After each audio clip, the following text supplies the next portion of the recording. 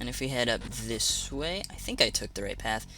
Yeah, I remember this cave being kind of annoying because there's lots of like split paths and you're like, oh no, where do I go? But really there's not a whole lot here because the mandatory path we need to take will get us the very thing that we need anyway. And you'll see what I mean when we get to it. But instead I forgot to do the thing I said I was going to do, even though I actually physically said it. Which is funny because usually I have to say something to remind myself. I didn't want to use Nova actually, that was a bad idea. Oh, he's level 16 though. Okay, I'm actually gonna use the Sacred Feather and reduce encounters. Now it says it reduces encounters, but when I was running through this with this on, I didn't even get in any counters at all.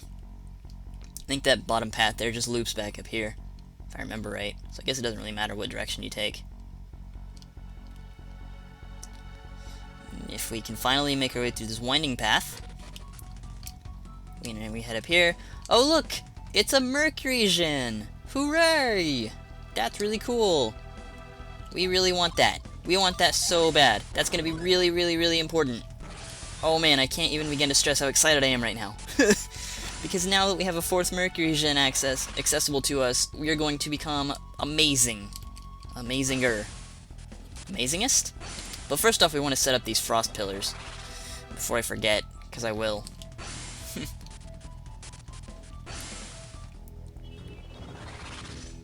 Yeah, Sacred Feather. They don't last too long, which is the really annoying part, so you actually spend up a lot of menu time.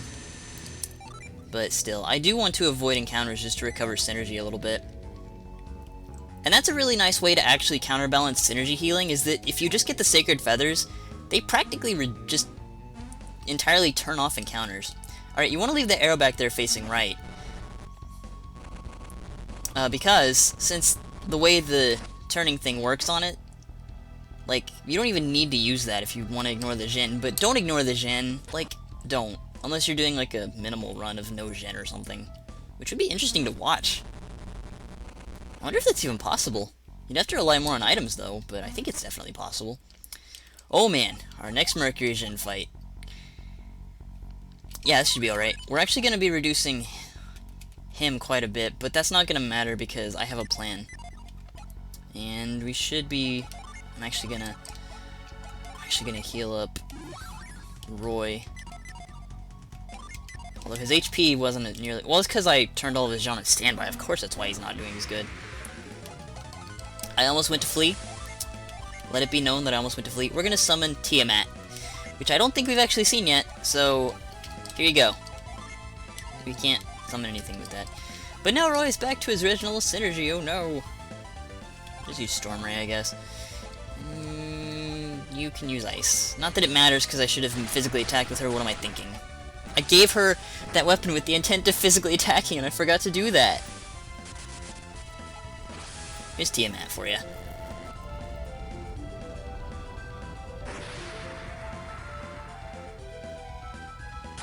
Very cool, very strong, felled the Mercury Djinn, just what I wanted.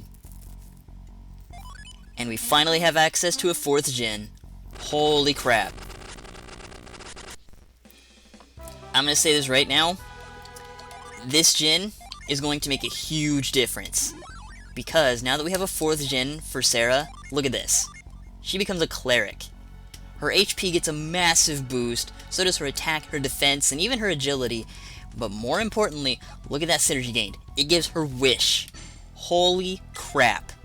Wish makes this game easy, because it restores 80 HP to the whole party. I didn't mean to use it. Oh well. Everyone's fully healed now.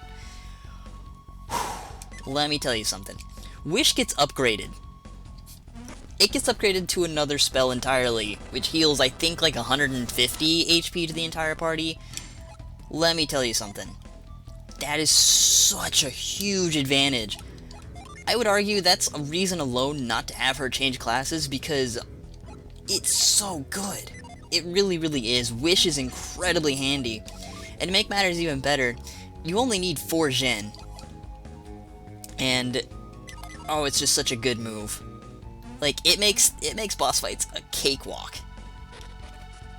Oh, jeez. Alright. Sacred Feather wore off. I'm gonna actually use it again, just because I accidentally wasted a little bit of synergy, and honestly, there's no reason for us to get into random encounters anymore at this point.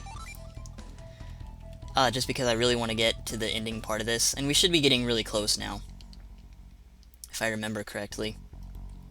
The second part doesn't take nearly as long, but it's just more extra dungeon for you to run through so that you can get into more encounters and level you up. Alright, now I want to try something here with this section. I don't think this is going to work, but I want to go to the Orb of Force and remove it, because now we got this random, seemingly pointless wandering thing of rocks. Now you notice there's a log here. You might be thinking, hey, I just learned Force, I should use Force on it, because if you read this sign, do not strike the wall, rocks may fall. And it didn't do it, dang. Okay, I read on the wiki that if you don't have the Force gem by this point, you'll get an actual optional cutscene here with Eric, where he'll do something, but I'll explain what that is once I don't actually have the synergy equipped now because I removed it, didn't I? Yeah. Because if you use Force on this right here,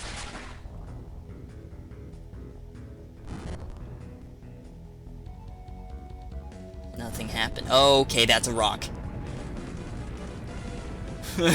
I remember when I was a kid, I tried to actually move through this segment. You don't even need to.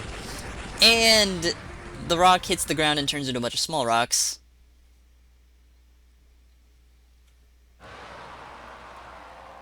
And a really menacing sound plays. Ooh, creepy. Now, I don't know if I'm going to show off extra footage of this, because you should be able to do this yourself, but according to the wiki, if you don't have the Orb of Force equipped, or on you, you'll actually get a bonus cutscene in that where Eric will get really mad and annoyed at that sign for being such a jerk, and he'll hit the sign, and he'll remark something like, oh, well, this sign's stupid, and then he'll hit the sign, and it'll cause that cutscene to happen, and you'll have a double cutscene with Zach and Eric at that. Now, I think because that's the case, I don't remember if you can actually store stuff with the Orb of Force, or you can actually store the Orb of Force to see that cutscene or not, but for some reason I remember seeing that, making me wonder if you don't actually need the Orb of Force to get through the Mogal Forest. So, if anyone wants to test that for me, because I just realized I can do that. Huh. Oh well. If anyone wants to test that out for me, that'd be really appreciated. Because if I can actually get footage of that, that would be really cool. Because I'd like to show off that cutscene if possible. Although I might not, just to make you guys have something to do, so that way you can play this on your own and see it for yourself. I don't know. Anyway, you go down here, it's like, we're back at Soul Sanctum again for some reason, and that's kind of weird. But if you head in here, we're gonna leave all of our Jin as they are. Because if it isn't obvious, we're coming up to a boss fight. Against the granddaddy of all statues. Who's not a statue, actually. We're gonna fight the Hydro statue. The Hydro statue has roughly 12 to 1300 HP, I can't remember the exact number. He actually doesn't have as much as you'd think. He is in fact weak to Mars. I didn't want to actually use that because, oh yeah, you don't have the... Actually, we're gonna have you use Breeze though. I do want to get a little bit of summoning in. Actually, maybe use Granite. I have to think about this a little bit, because I didn't actually have this party set up when I did this. I don't want to actually I don't want to use any of her Jin, because Sarah has become our most valuable asset, especially in this fight because we have Wish, because this guy has some AoEs that do a lot of damage, so we're just going to do melee stuff. Barrier set up. And up our attack, because why the heck not?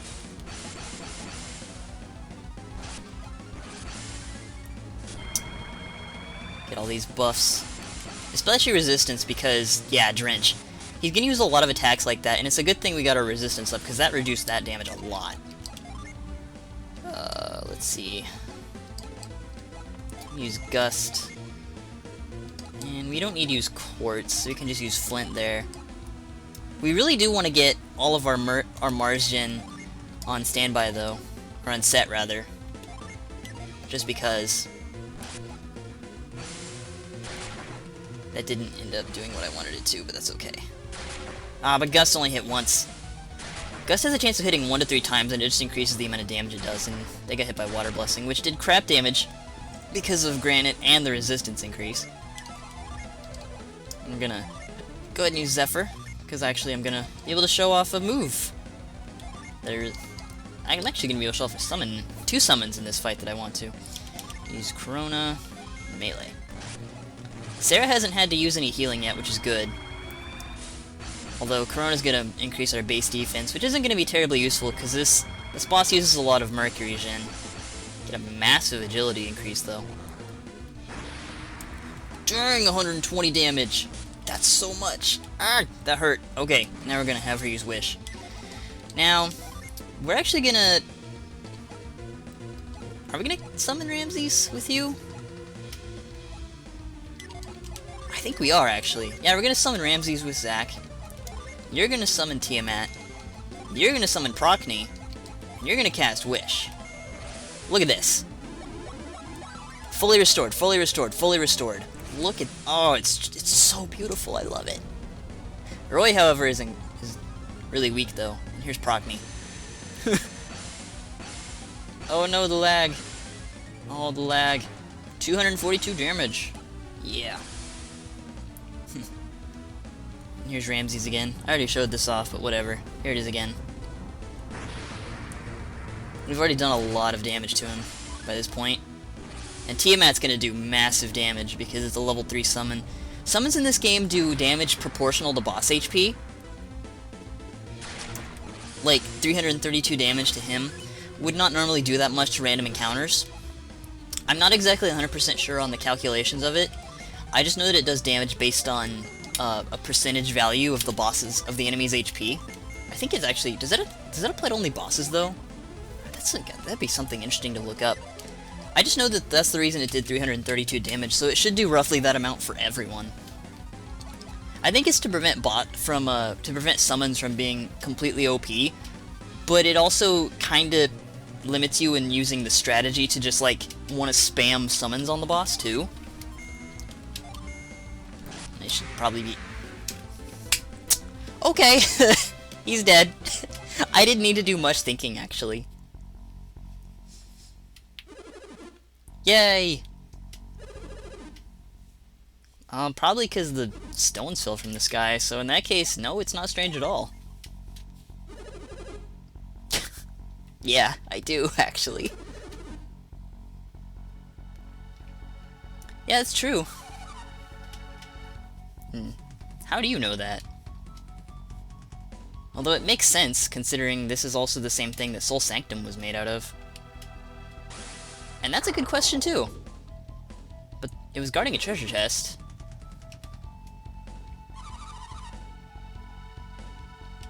Probably. Yeah, let's do it. And for beating the boss and clearing the area, we get the lifting gem. Do you even lift, bro? Alright, so we're actually going to give that to Roy, because I find equipping Roy with the more conventional synergy is actually best, just because he has such a high synergy pool. And I don't really like giving it to Zack or Eric, because those two tend to be the more combat-focused ones, and Roy recovers synergy. Roy I'm less worried about with synergy. So, we got Lift. Lift is really handy because it lifts an object vertically.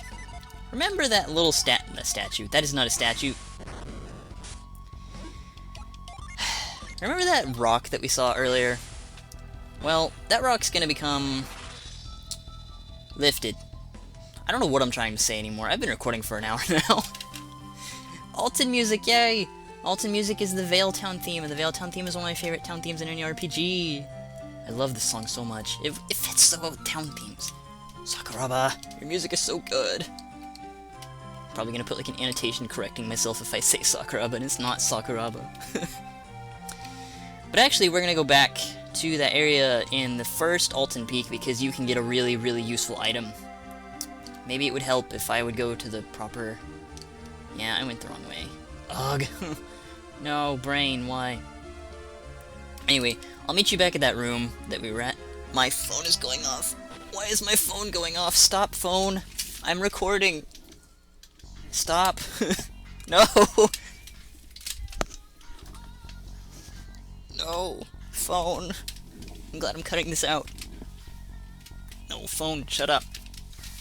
Persona 4 ending theme. You're interrupting. Why did you... Dang it. I am a professional Let's Player. Oh, man. Well, where did I put my... No! Why did I put my controller down there? All the bloopers. All of the bloopers. Am I gonna edit any of that out? Knowing me, probably not, because I'm a jerk to myself.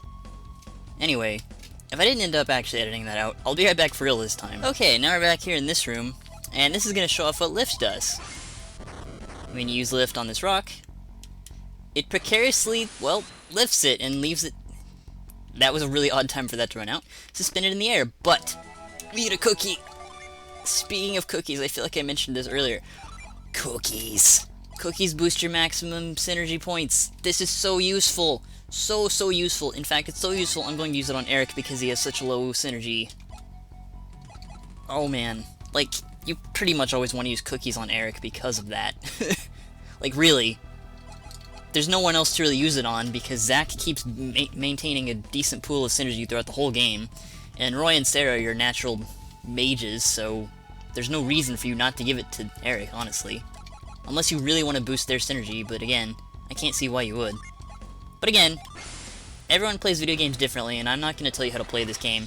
Because that's a personal pet peeve of mine, where people don't seem to understand the concept that video games are designed to be played in multiple ways, and just because you don't play them optimally doesn't mean anything.